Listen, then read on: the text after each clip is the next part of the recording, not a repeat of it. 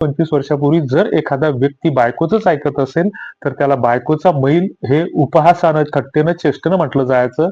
आता मात्र बायकोचे बैल आता सगळेच आपण तुम्ही आम्ही झालेलो आहोत. कारण आपण स्त्री समानता किंवा आपली जी संस्कृती आहे, तर ती मुळात स्त्रीसत्ताक, मातृसत्ताक संस्कृती आहे आणि मधल्या काळामध्ये स्त्रियांना आपण दाबण्याचा प्रयत्न केला होता. पुन्हा ती संस्कृती उभारते आहे. मात्र आपला प्रवाह कुठेतरी चुकतो आहे. याविषयी समाजाला, सरकारला सगळ्यांनाच विचार करणं गरजेचं आहे.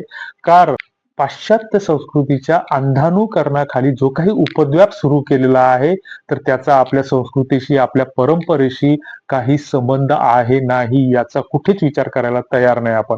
आज आपलं 1 वर्षाचं, 1.5 वर्षाचं छोटं 2 वर्षाचं बाळ घरामध्ये रांगायला लागलं.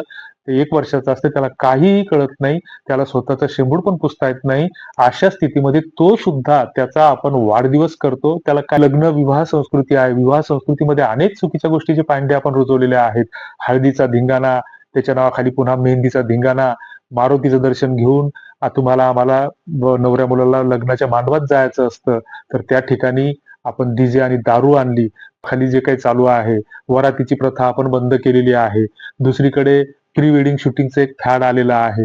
त्याच्यामध्ये स्लो मोशन, फास्ट मोशन, तोंडात तोंड घालण्यापर्यंत सुद्धा आपण आता आपली मजल गेलेली आहे आणि त्याच्याही पुढे गेलेलो आहोत, की अश्लीलतेचा जो काही सामाजिक सभ्यतेचं जे काही भान आहे, ते पूर्णपणे आपण विसरलेलो आहोत. या सगळ्या गोष्टी आपण करतो आहोत आणि